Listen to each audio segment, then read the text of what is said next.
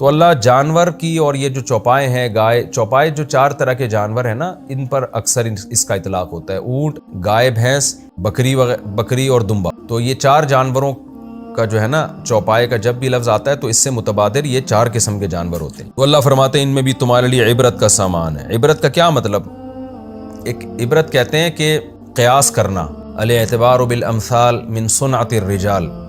یعنی ایک چیز کو دیکھ کر اس سے نتیجہ اخذ کرنا کہ جب یہ ہے تو پھر اس سے یہ سمجھ میں آ رہا ہے، یعنی ایسا ہوگا۔ کچھ چیزیں ایسی ہوتی ہیں نا کہ وہ صراحتاً ذکر کی جاتی ہیں، کچھ چیزیں ایسی ہوتی ہیں جو صراحتاً ذکر نہیں کی جاتی، اشارتاً ذکر کی جاتی ہیں۔ ایک بات بتائی جاتی ہے، عقل مند لوگ اس سے دوسری بات بھی خود بخود سمجھ لیتے ہیں، تو اس کو عبرت کہتے ہیں کہ ایک بات بتائی ہے تو عقل مند اس سے خود بخود 2-4 چیزیں خود بخود نکال لیتا ہے۔ تو اللہ تعالیٰ چونکہ نظر نہیں آتے، جنت جہنم نظر نہیں آتی، تو اس لیے اللہ تعالیٰ نے اپنی نشانیوں کے لیے عبرت کا لفظ استعمال کیا کہ تمہیں ہماری نشانیاں تو نظر آئیں گی، لیکن اس سے تم ہم تک پہنچو گے تو یہ عبرت کے بغیر نہیں پہنچ سکتے، تمہیں سوچنا پڑے گا، کیونکہ اللہ اگر نظر آ رہا ہوتا، جنت جہنم نظر آ رہی ہوتی، پھر تو سوچنے کی ضرورت ہی نہیں تھی نا۔ تو اس لیے قرآن کہہ رہا ہے ہم نے جو تمہیں نعمتیں دی ہیں ان میں عبرت ہے۔ عبرت کا مطلب ہر آدمی کو یہ جو ہے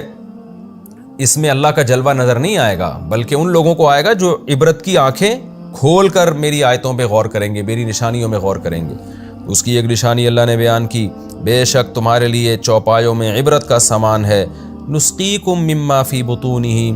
اس کے پیٹ میں جو چارہ ہے اس میں سے ہم تمہیں پلاتے ہیں، من بین فرث و دم، گوبر اور خون کے بیچ سے۔ بیچ کا یہ مطلب نہیں ہے کہ بالکل گوبر ایک طرف رکھا ہوا ہے، خون ایک طرف رکھا ہوا ہے، اس کے بیچ سے دودھ نکل رہا ہے۔ کیا مطلب؟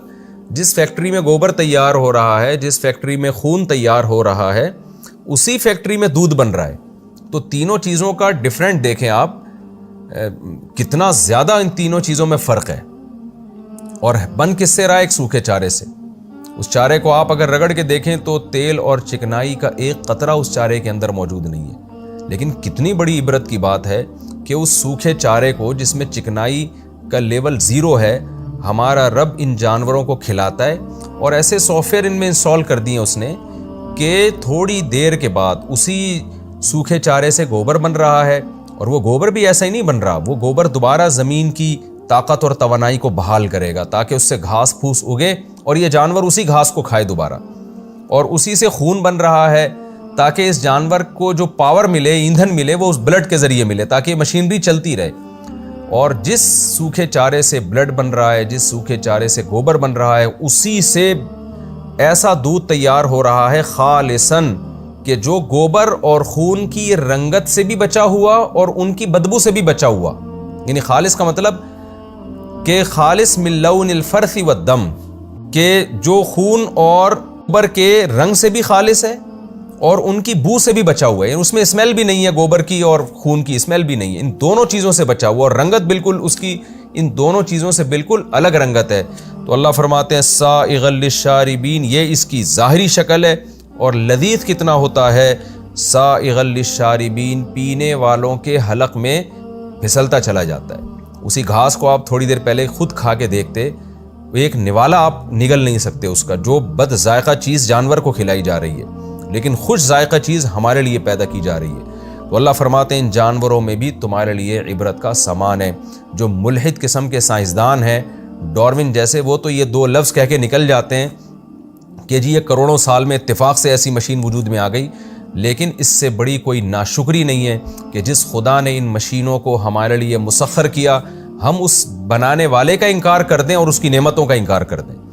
اور اپنی جیسی بنی ہوئی مخلوق جو ایک سائنسدان ہے، جو انسان ہے، جو غلطی بھی کر سکتا ہے، اس کو خدا پہ فوقیت دے کے ہم خدا کا انکار کرنا شروع کر دیں۔ جس سائنٹسٹ کے ہاتھ میں نہ ہمیں نفع پہنچانے کی طاقت، نہ ہمیں نقصان پہنچانے کی طاقت، جن کے نظریات روز چینج ہو رہے ہوتے ہیں، ان کو آپ خدا کی باتوں پہ ترجیح دینا شروع کر دو، اور اتنی بڑی بڑی نشانیاں جو اللہ نے عبرت کے لیے پیدا کی ہیں ان کو اگنور کرنا شروع کر دیں، تو پھر اللہ کا دعویٰ صحیح ہے کہ جو لوگ میرا انکار کریں گے یا میرے ساتھ شرک کریں گے یا میرے علاوہ کسی اور مذہب کو، میرے بتائے ہوئے دین کے علاوہ کسی اور مذہب کو فالو کریں گے، وَهُوَ فِي الْآخِرَةِ مِنَ الْخَاسِرِينَ، تو آخرت میں وہ لوگ خسارے میں ہوں گے۔ اب آپ دیکھیں نا جانور میں عبرت کی یہ کتنی زبردست بات ہے کہ گائے بھینس ان میں اتنا تھنوں میں دودھ پیدا ہوتا ہے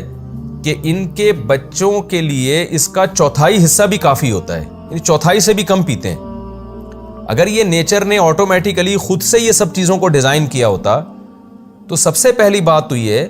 کہ دودھ اتنا پیدا ہونا چاہیے تھا نا جتنا ان کے بچوں کے لیے کافی ہوتا ہے، لیکن قرآن کہہ رہا ہے کہ ہم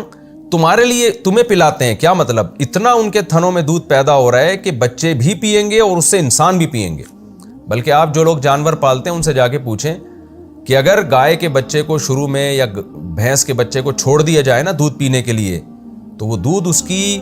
کی نیڈ سے، اس کی ضرورت سے بہت زیادہ پیدا ہو رہا ہوتا ہے۔ وہ بچہ ایک ہی دفعہ میں پی کے وہ مر جائے گا، یعنی وہ دوبارہ نہیں زندہ بچتا۔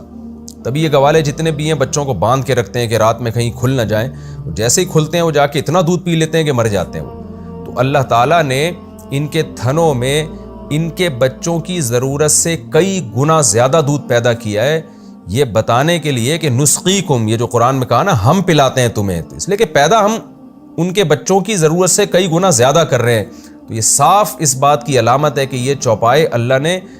خاص طور پر انسانوں کے لیے پیدا کیے، اور ان کے دودھ سے تاکہ انسان فائدہ اٹھائیں۔ یہ آٹومیٹیکلی خود بخود یہ کام نہیں ہو گیا۔